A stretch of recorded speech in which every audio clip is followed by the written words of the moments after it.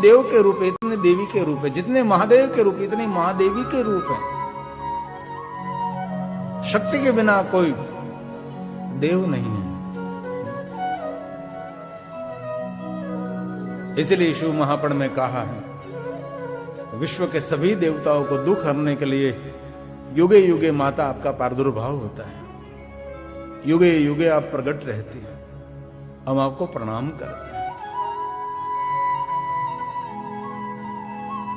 भगवान विष्णु के कर्ण में से, मैल में से मधुकैटभ और महामाया ने उसको मोहित करके विष्णु के द्वारा उनका अंत किया और ब्रह्मा जी की रक्षा हुई। जितने असुर आए उसने देवताओं को दुख दिया है, और असुर इतने बलवान होते हैं, उनके पास सक्रिय असुरी शक्ति रहती है। असंख्य कथा है कि देवता पराजित हुए, देवताओं को स्वर्ग में से निकाल दिया, इंद्र को इंद्रपुरी में से निकाल दिया, और पहाड़ों के कंदरा में देवता रहने लगे। मनुष्य बनकर धरती पर आकर मनुष्य के साथ रहने लगे। इतना असुरों का आक्रमण रहता है। और ये कलयुग भी असुर रहित नहीं है। पहले के असुर तो पहचाने जाते थे, लेकिन अभी जो असुर है उनको पहचानना भी बहुत कठिन माना जाता है। अभी पृथ्वी बहुत सारे असुरों से भरी हुई है, लेकिन उनका अंत करना अब तो वर्तमान में असंभव माना जाता है। लेकिन कोई न कोई युग युग कोई शक्ति आती है तो धरती को असुर रहित करते हैं। इसलिए शिव पुराण में कहा, अपनी इच्छा अनुसार देह धारण करने वाली हे मां आदिशक्ति उन भवानी, आपकी इच्छा के अनुसार आप सर्व ऐश्वर्य लेकर प्रकट होती हैं।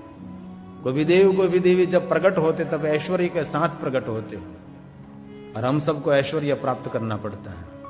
क्यों प्राप्त करना पड़ता है? जगह जीव ऐश्वर्य रहित है। इसलिए जप तप साधना अनुष्ठान उपासना पुरुषार्थ परिश्रम पवित्रता ईमानदारी नित्यमता को लेकर, पवित्रता को लेकर हम सब ऐश्वर्य को धारण करते हैं। ऐश्वर्य मतलब धन संपत्ति वैभव की बात नहीं, एक ऐश्वर्य रूपी आपकी ऊर्जा भी होती है, आपका वाइब्रेशन होता है, आपका एक आभामंडल भी होता है, उसको भी ऐश्वर्य कहा जाता है। कहीं कहीं लोग ऐसे होते हैं उनके पास धन संपत्ति नहीं होती, लेकिन उनकी ऊर्जा, इनका चक्र, ऊर्जा चक्र, तेज चक्र इतना बलवान ऐश्वर्य युक्त होता है। ऐश्वर्य मतलब घर का फर्नीचर, बड़ा बंगला, राजमहल, उसको तो ठीक है, तो सुविधा है। ऐश्वर्य आप में ऐश्वर्य तत्व होना वो ऐश्वर्य माना जाता है। ये ऐश्वर्य की बात मानी जाती है। और वे भी भक्तों के गुणगान करने के लिए अद्भुत लीला करती है मां। तो क्योंकि आप लीला करते, आपके लीला कथा का गान करके भक्तों अपना मंगल करते हैं। आप भक्तों के लिए शरीर धारण करती हैं। भक्तों का हित और भक्तों का कल्याण करने के लिए मां अलग अलग रूप में तो पधारती है, अलग अलग अद्भुत अद्भुत लीला करती हैं। आपके भक्तों के मंगल के लिए, आपके भक्तों के सुख के लिए आप निरंतर मां हे देवी आप जागृत रहती हैं। पहले भी कहा और दूसरी बार मैं दोहराता हूं, जितने महादेव भोले भाले देवे इतने ही महादेव जी भोले भाले है। महादेवी जो महादेव के गुण है वही महादेवी में गुण माने जाते हैं। इनमें थोड़ा सा भी कोई डिफरेंट नहीं, दोनों एक है। वो निराकार थे निराकार नहीं है, वो साकार है तो साकारी है। एक ही स्वरूप है दोनों का। इसलिए देव और देवी की उपासना, शिव और शिवा की उपासना, शंकर और शंकरी की उपासना, महेश्वर महेश्वरी की उपासना, सनातन और सनातनी की उपासना, भव और भवानी की उपासना है, काल और काली की उपासना। हमारी परंपरा देव और देवी की उपासना है। पुरुष और प्रकृति से जगत चलता है, हम सब उनके संतान हैं। आदि शिव आद्य शक्ति। अब देखना कोई भी देवी देवताओं की आरती, देवी की कोई भी जगह पर आरती उतरती, इसमें आद्य शक्ति ही ज्यादातर आरती हम गाते हैं, जो आदि है। और शिव को आदि देव कहा है, आद्य शक्ति को आदि देवी कही है। इसलिए शिव महापुराण में, उमा संहिता में 45वें अध्याय में ये देवी की प्रथम अवतार जो काली अवतार की कथा माने जाते हैं। काली देवी कैसे प्रकट हुई? तो शिव महापुराण कहता है कि विष्णु के नेत्रों में से प्रकट हुई और विष्णु भगवान के मुख में से प्रकट हुई और ब्रह्मा के सामने अदृश्य हो गई और माया के रूप में कार्यरत हो गई और दोनों असुरों को मोहित करके भगवान विष्णु को देवी ने जगाया और विष्णु जी जागे और चक्र के द्वारा दोनों असुरों का अंत कर दिया और ब्रह्मा जी शांत हो गए। और ये भगवान व्यास जी ने गाया है। और ये श्लोक जो मेघा ऋषि हैं, मेघा ऋषि की बहुत सारी महिमा है। जब ब्रह्मा जी सृष्टि का सर्जन करते थे ना, तब उनके अंग में से संध्या नाम की पुत्री प्रकट की और साथ में कामदेव को प्रकट किया। और कामदेव को ब्रह्मा जी ने बहुत सारा सामर्थ्य दिया। तो कामदेव के मन में हुआ कितना मुझे सामर्थ्य मिला है, ये सामर्थ्य सत्य है असत्य है, मैं किनके पर प्रयोग करूं? कामदेव ने स्वयं ने जहां से शक्ति मिली थी उन पर ही प्रयोग कर दिया। ब्रह्मा जी पर प्रयोग किया कामदेव ने। तो ब्रह्मा जी कामी हो गए, मोहित हो गए और उनकी पुत्री स्वयं की पुत्री संध्या के पीछे पड़े। ऐसे भी पुराणों में कथा है। तो संध्या भागती हुई, ये मेघा ऋषि यज्ञ कर रहे थे, यज्ञ कुंड में जलकर अंत कर लिया उसने। और अरुंधति हुई, उनकी भी एक बहुत सारी महिमा मानी जाती है। ये मेघा ऋषि हैं, ज्ञानी, तपस्वी, पावन, पवित्र, जिनके आश्रम में कोई किसी की हिंसा नहीं करता था। शेर बैठा है तो कोई, जो हिरन बैठा तो उसको मारता नहीं था। ऐसा एक शांति प्रिय आश्रम था और शांति का खजाना भरा हुआ आश्रम। लेकिन ये राजा सूरत और ये वैश्य समाधि दोनों अशांत हैं। इसलिए मेघा ऋषि उनकी अशांति का कारण दिखा रहे हैं। क्या अशांति का कारण है? तो कि दोनों माया से मोहित हैं, इसलिए अशांत हैं। इस श्लोक मेघा ऋषि ने कहा है, आपकी इच्छा अनुसार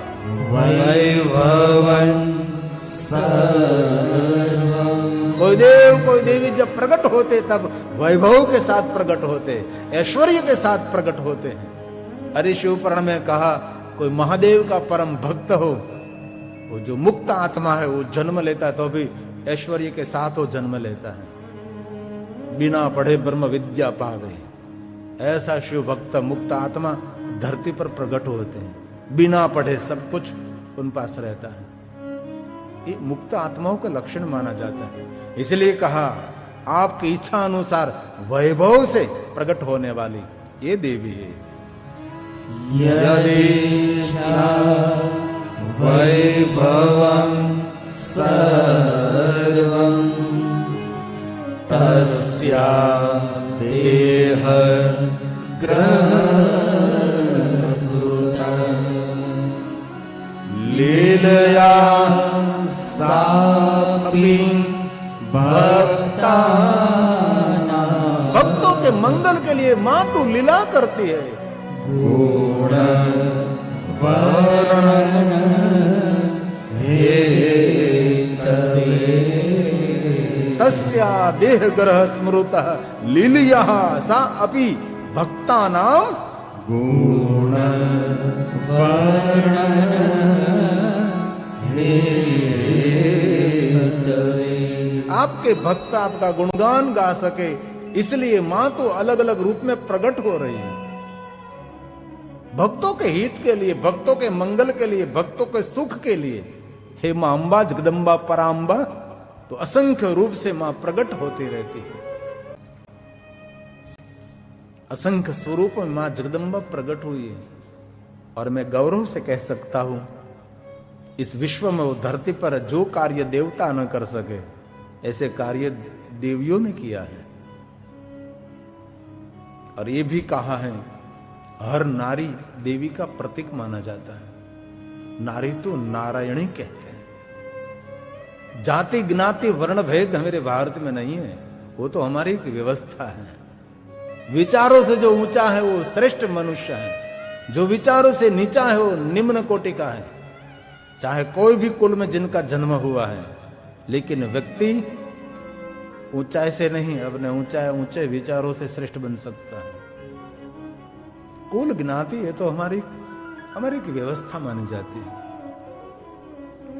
हर नारी में अद्भुत शक्ति रहती है, लेकिन बहुत सारे पुरुषों ने नारी को अपाहिज बना दिया। तू कुछ नहीं कर सकते, तू कुछ नहीं कर सकते। अरे नारी जो कर सकती है पुरुष भी नहीं कर सकता। आपको मालूम होगा शायद विदेशों में जो विकसित देश हैं, इसमें कोई भी नारी को, कोई भी बहन को कहना कि आप नहीं कर सकेंगे तो गुनाह बनता है। ये बहुत बड़ा अपमान माना जाता है। ये आपके खिलाफ कुछ भी कर सकती है, मेरा अपमान किया उसने। इसलिए कभी विदेश में कोई बहनों को ऐसा नहीं कह सकते आप। गुजराती में बोलो तो એવું ન કહી શકે કે તમે આ નહીં કરી શકો એમ, તો મોટો અનાદર કહેવાય બહેનોને. અનાય તો આપણે દિવસમાં કેટલી વાર સાંભળવા મળે, તને ન ખબર પડે, તું ન કરી શકે. कदम कदम पर नारी का अनादर. कनाडा में बहुत समय पहले एक नियम पार हुआ था कि पुरुष लोग अपना शर्ट निकाल कर जाहिर में रह सकता है, लेकिन नारी ऐसे नहीं रह सकती. ऐसा नियम लागू हुआ. तो साले बधी 500 जितनी बहनें ये शर्ट निकाल कर निकले, जुलूस निकाला, क्यों हम नहीं रह सकते? जैसे पुरुष रहेंगे वैसे हम रहेंगे. बाद में जो नियम था वापस लेना पड़ा. ऐसे जुलूस निकाला सिर्फ लोगों ने. नारी की शक्ति को हम दबा देते हैं. थोड़ा सा खुला, थोड़ा सा बहन बेटियों को फ्रीडम मिलना चाहिए. आपके लड़के को क्यों आप फ्रीडम देते हैं? कहां से आ रहा है, किनके साथ वो बात वार्तालाप कर रहा है, उन पर कोई आपकी निगरानी नहीं. बेटियों के ऊपर निगरानी रखते हैं, जरूर रखनी चाहिए. ये प्रोटेक्शन बहुत आवश्यक है, लेकिन उनकी शक्ति को कभी दबा देना नहीं चाहिए. उनको आकाश में उड़ने दो. उनके जीवन में उनको कुछ करना है तो करने दीजिए. और कौन जीवन में गलती नहीं करता? और कभी आपकी बेटी ने कुछ गलती की है तो उदार बनकर क्षमा भी देनी चाहिए. तब आप स्वयं आपको देखे आपने क्या क्या नहीं किया. इसलिए आदि शक्ति का प्रतीक माने जाती है नारी शक्ति. सृष्टि नहीं नारी बिना, ये बात है. यही जगत हे ब्रह्मचारिणी, हे आदि शक्ति, हे विनाशिनी, हे नारी के हर रूप में, नारी के हर रूप में महिमा बड़ी अपार. जिस घर में होता नहीं नारी का सम्मान, हे चंद्रमौलिनी देवी, देवी पूजन व्यर्थ है. हे तपस्विनी, व्यर्थ हे कुमारिनी, हे कन्याकुमारी. लक्ष्मी दुर्गा शारदा यतिनी, हे देवी, सब नारी के रूप. लक्ष्मी दुर्गा शारदा सब नारी के रूप. देवी सी गरिमा मिले, देवी सी गरिमा मिले नारी जन्मनु, नारी जन्म. हे बुद्धिदात्रिणी, हे नित्यायिनी, हे ज्ञान माता, हे आद्य शक्ति, मैं आपको प्रणाम करता हूं. तो शिव महापुराण अंतर्गत उमा संहिता में 45वां अध्याय महाकाली की उत्पत्ति के नाम से पहचाना जाता है. अद्भुत अलौकिक जिनकी उत्पत्ति हुई है. बहुत संक्षेप में कथा है. देवी पुराण में विस्तार से हो सकती है, शिव महापुराण में संक्षिप्त माना जाता है. और 46 अध्याय 44वें अध्याय में हम प्रवेश करते हैं और मेघा ऋषि राजन का संबोधन करते. क्योंकि आश्रम में कथा हो रही, 2 श्रोता हैं और मेघा ऋषि भगवान की कथा का गायन करते हैं और अलग अलग देवियों के जन्म और प्रागट्य अवतरण की कथा का गायन करते हैं। इसका अध्याय का हम प्रारंभ करें। इससे पहले नवरात्रि चल रही हैं, तो थोड़ी मिनटों के लिए हमारे गुजरात की परंपरा, गुजरात की संस्कृति, जिनको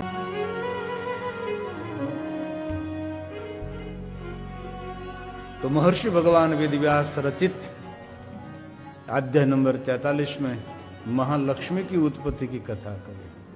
कल हमने महाकाली की उत्पत्ति की कथा सुनी, आज महालक्ष्मी के प्रागट्य की कथा है। और मेघा ऋषि कहते हैं, राजन, पूर्व का मैं दैत्यराज रंभासुर की बड़ी शक्ति, बड़ी ताकत और इतना भयंकर असुर हुआ, दैत्य हुआ और ऐसे उत्पन्न हुआ। और ये रंभासुर से महिष नाम का एक दानव उत्पन्न हुआ। महिषासुर मर्दनी कहते हैं ना, ये असुर उत्पन्न हुआ है। वहां से एक कथा का प्रारंभ होता है। मेघा ऋषि स्वयं राजा सूरत और समाधि नाम के वैश्य दोनों को सुना रहे हैं।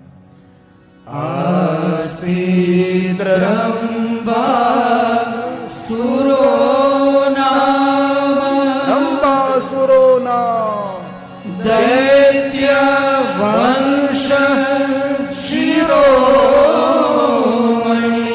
क्या बात, शब्दों की मजा देखो। दैत्यराज शिरोमणि, जो दैत्यों का समूह, राक्षसों में श्रेष्ठ राक्षस, जो रावण के लिए शब्द प्रयोग हुआ है, राक्षस, श्रेष्ठ राक्षस हो रावण हो, राक्षसों में श्रेष्ठ रावण था। यहां भी कहा दैत्य वंश में शिरोमणि रंभासुर हुआ है। असुरों में भी श्रेष्ठ असुर। हम तो मनुष्य में भी अच्छे श्रेष्ठ मनुष्य नहीं बन सकते, हम नरोसतमा नहीं बन सकते। ये मेघा ऋषि ने कहा, तस्मात् जातो महातेज महिषो नाम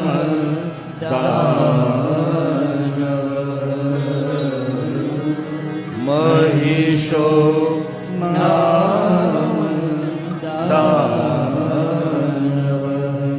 पूर्व काल में दैत्यराज रंभासुर हुआ, अति बलवान, राक्षसों में श्रेष्ठ, शिरोमणि। और उनके कुल में, उनकी परंपरा में महिष नाम का एक भयंकर असुर दानव उत्पन्न हुआ। और आगे कहा, वह दैत्यराज महिष संग्राम में संपूर्ण था। देवताओं को जीतकर स्वर्गलोक से देवताओं को निकाल दिया, इंद्र को इंद्रासन से निकाल दिया और इंद्रासन पर बैठकर पूरे देवलोक का राज्य करने लगे। असुर कैसे? असुर बलवान, असुर संगठित बहुत होते हैं। देवता कभी संगठित नहीं हुए और यही हालत भारत में ही है। जो सज्जन है वो कोई संगठित नहीं हो रहा, जो दुर्जन है सब संगठित हो रहे हैं। अपना छोटा सा काम कराने के लिए पूरे देश का बड़ा नुकसान कर सकते हैं। अपने स्व के प्रलोभन के लिए कुछ भी कर सकते हैं। पद पदवी के लालच से देश के अहित में कुछ भी कृत्य कर सकते हैं। ये असुर माने जाते हैं। ये मेघा ऋषि ने कहा, संग्राम में किसी को जीतने नहीं देता था। ऐसा महिष नाम का असुर हुआ। संग्रामे सुरान सर्वान् नर्जित्या तनुजाधिप चकार राज्यं स्वर्लोके महेन्द्रासन संस्थिता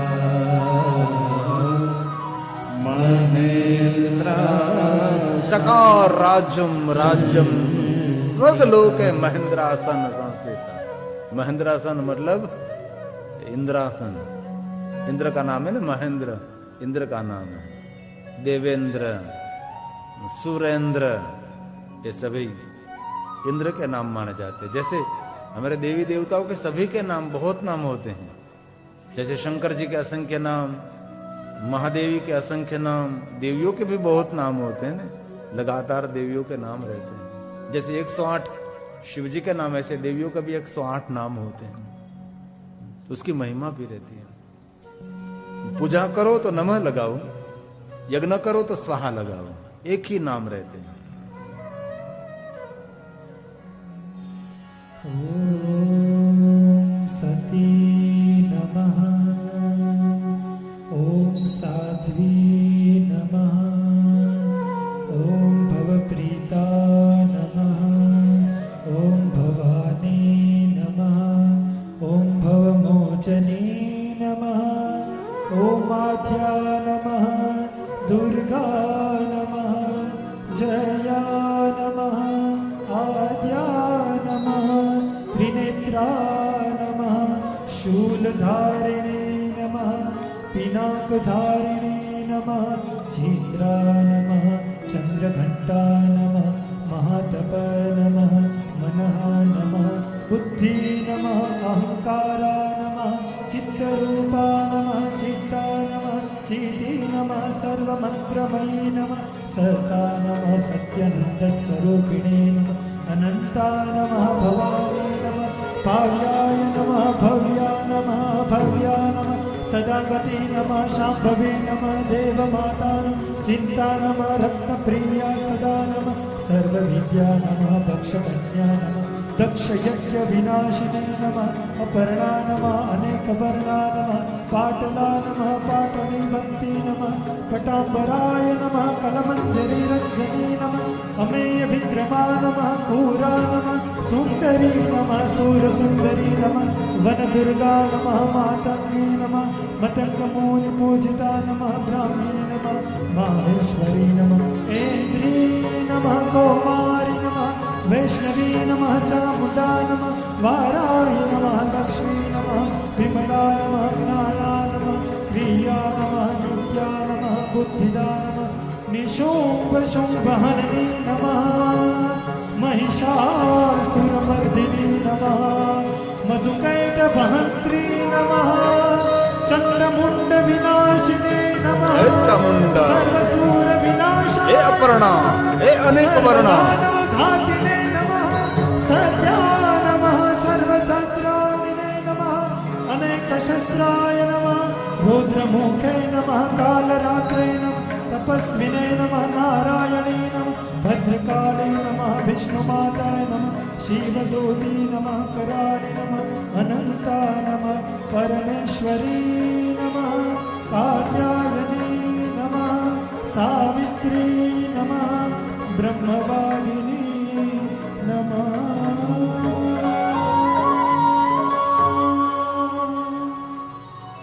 मेघा ऋषि ने कहा, जब पराजित हुए देवता ब्रह्मलोक में ब्रह्मा जी के शरण पहुंचे, क्योंकि स्वर्ग से निकाल दिया, देवलोक से निकाल दिया, महेंद्रपुरी से निकाल दिया, सब मिलकर ब्रह्मा के पास गए। ब्रह्मा उन देवताओं को लेकर भगवान शिव और विष्णु के पास गए। कितनी प्रक्रिया होती है। देवताओं के अनजागृति के कारण बार बार देवताओं को स्वर्ग छोड़ना पड़ा।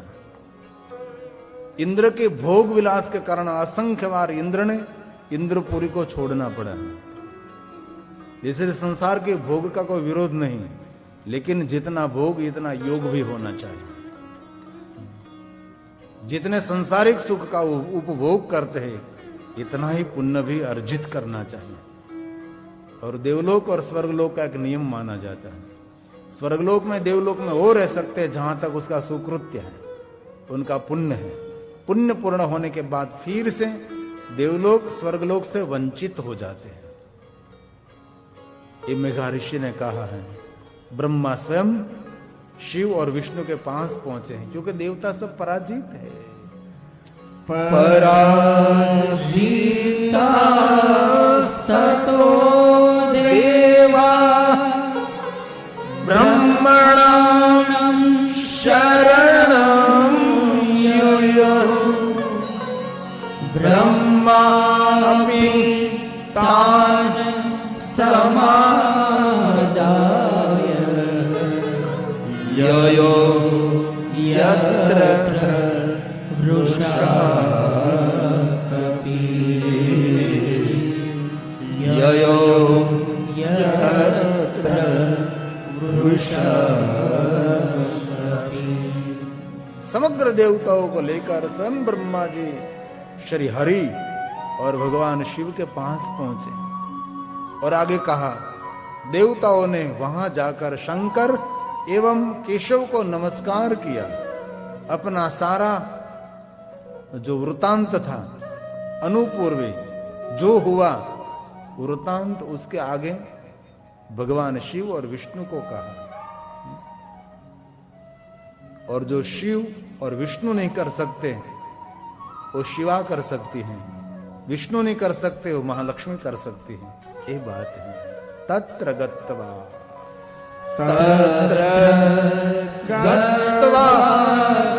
सुरा सर्वे, शिव महाप्राण का श्लोक है।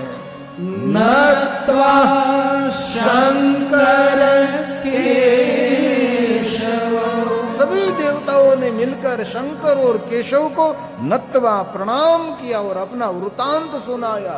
स्ववृत्तं कथयामा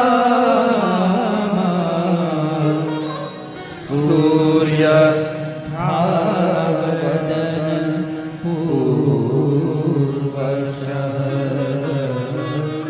सूर्य भावदनं पूर्वशः।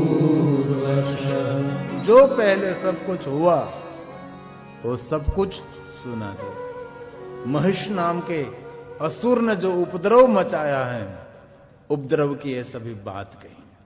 और मेघर्षि ने राजन को कहा कि हे राजन, सभी देवगण भगवान श्री हरि और श्री हर शिव और विष्णु भगवान को कहने लगे, ये भगवान दुष्ट आत्मा महिष सूर, युद्ध में हम लोग अपराजित हुए और हम सबको स्वर्ग से निकाल दिया है। इंद्र भी अपाहिज होकर खड़ा है।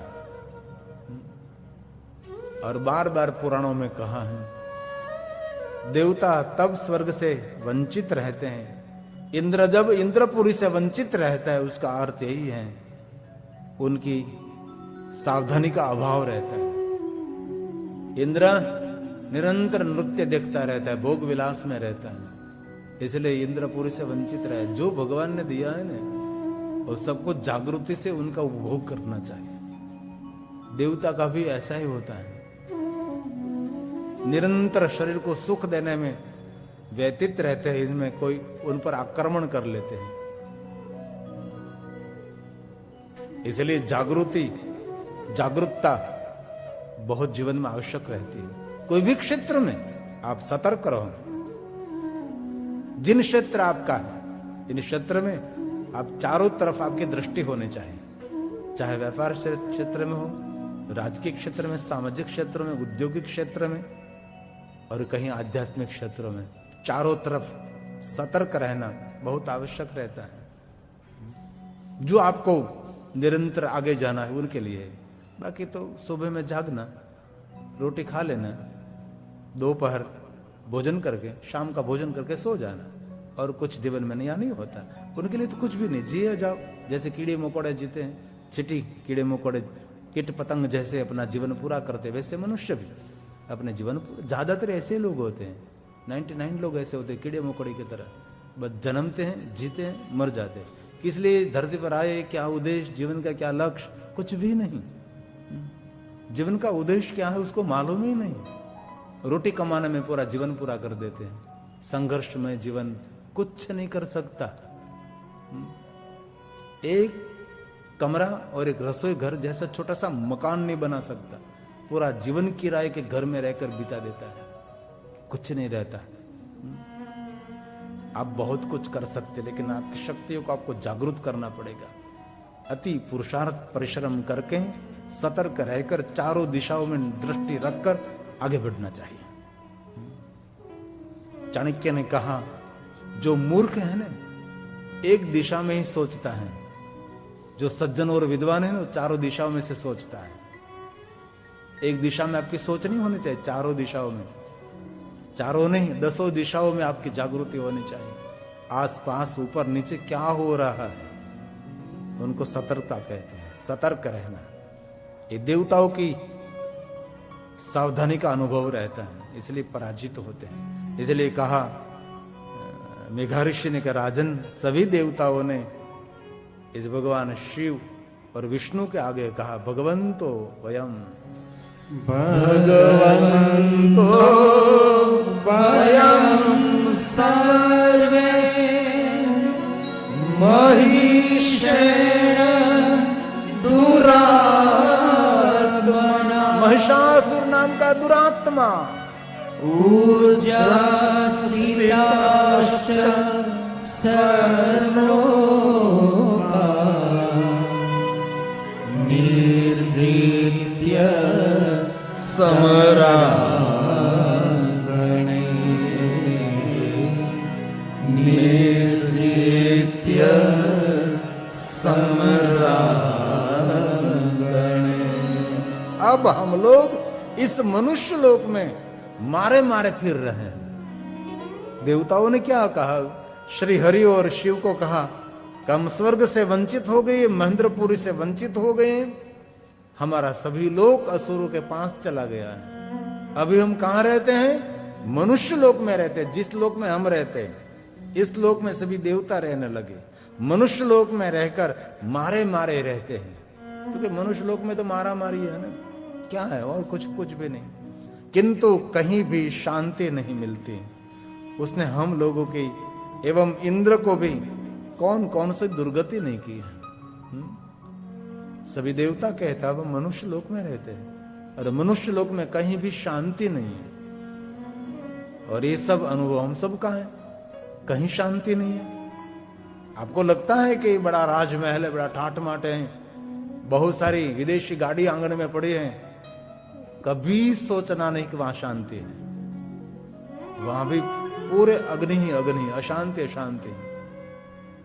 झुपड़े से लेकर मकान से लेकर राजमहल तक, तो हमने तो भगवान को इतना दिया है अवसर, तो हम तो कभी राजमहल, कभी छोटा सा घर, कभी झुपड़ी, कहीं कहीं कहां कहां निरंतर घूमते फिरते रहते हैं। सभी जगह पर कोई न कोई उत्पात, अशांति, सब कुछ होते हुए भी कुछ भी नहीं है, ऐसा एहसास कराने वाला ये मनुष्य का वाणी वर्ताव रहता है। सब कुछ होते हुए भी कुछ भी नहीं। और आपको भी कभी कभी जिंदगी में ऐसा एहसास हुआ है कि सब कुछ होते हुए भी कुछ भी आपके पास नहीं है। ऐसा भास, एक आभास होता है, एक भ्रम होता है। इसीलिए ये मेघाऋषि कहते हैं सभी देवता अपने स्वर्गलोक, देवलोक, इंद्रलोक छोड़कर मनुष्यों के साथ रहने लगे। और मनुष्य के साथ रह करके हम मारे मारे फिरते हैं। देवता सब मनुष्य के साथ रहकर मारे मारे फिर रहे, और पूरे मनुष्य लोक में कहीं हमने शांति नहीं मिलती। और ये दुरात्मा, ये असुर ने, महेश ने इंद्र पर क्या क्या ने जुल्म गुजारा, इंद्र की कितनी दुर्गति की है, मेघाऋषि बोल रहे हैं। और देवता शिव और विष्णु को कहते हैं ब्रह्मामो मर्त्य लोकेस्मि लभे महिषं कवचित् काम न दुर्दशा देवा इंद्र पुरोगमा, देवा इंद्र पुरोगमा। शिव महाप्राण के एक एक श्लोक की आद्य शक्ति की पूजा मानी जाती है।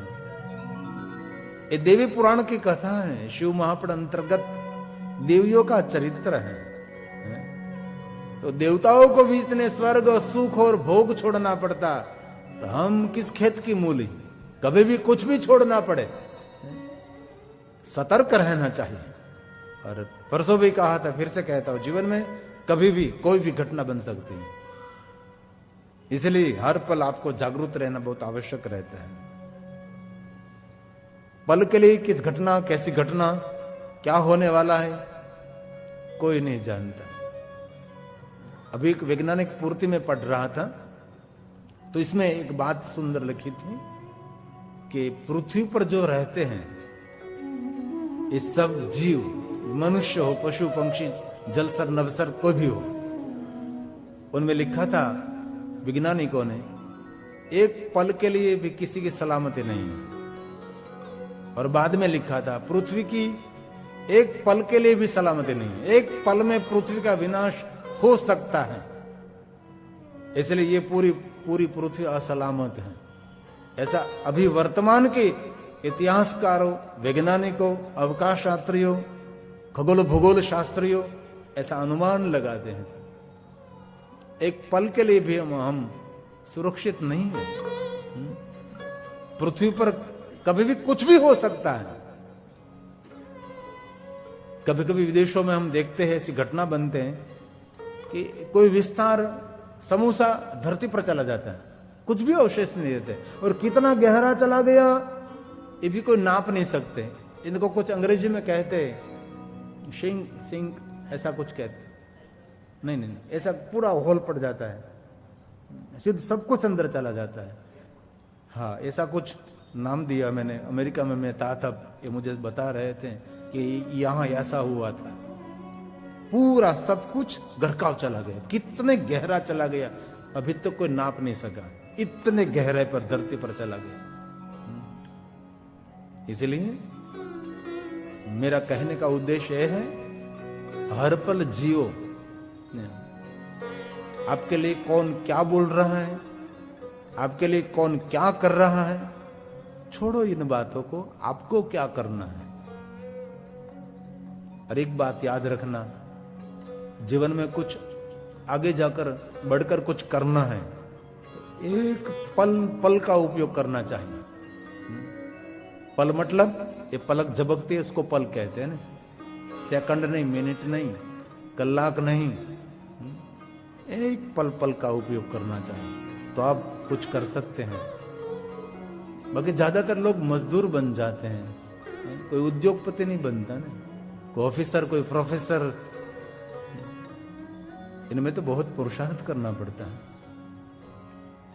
आप पढ़ते थे, आप भी पढ़े होंगे, पता होगा आपको, आपके क्लास में कम से कम 50 स्टूडेंट, इनमें से 1-2 ऑफिसर प्रोफेसर बनते हैं, बाकी तो सब मजदूरी करते हैं। हमारे साथ बहुत हम पढ़ते थे, हम उसको मिलते थे, तो अभी मिलते हैं तो ऐसा लगता कि मेरे साथ पढ़ रहा था।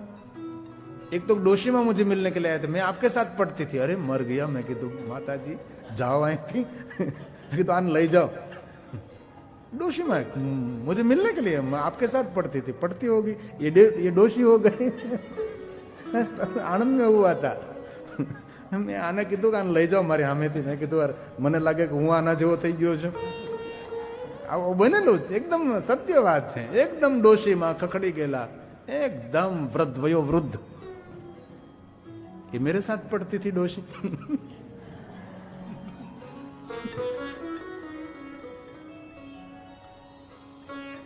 और शिव महापुराण में कहा है, सूर्य चंद्रमा वरुण कुबेर यम इंद्र अग्नि पवन गंधर्व विद्याधर एवं चारण सबको निकाल दिया है। मुझे नहीं कहना चाहिए, लेकिन बहुत विवेक के साथ कहता हूं, जब असुरों का राज्य भारत में आएगा ना, तब ये कोई नहीं रहेगा, नहीं विद्याधर रहेगा, नहीं चारण रहेगा, नहीं कोई गांधर्व रहेगा। इस भारत देश पर जब असुरों का राज्य आ जाएगा, ये पुराण हमारा दर्शन माना जाता है। अभी जो चारण है एक खत्म हो जाएंगे, ये जो विद्याधर हैं खत्म, जो असुरों का राज्य आ गया तो, ये मैं नहीं कहता, ये मेघा ऋषि कहते हैं, सूर्य चंद्र मसो पाशी कुबेरो यमएव च इंद्राग्नि वात गंधर्वा विद्याधर सुचारण चारण विद्याधर सुचारण सबको नष्ट कर दिया।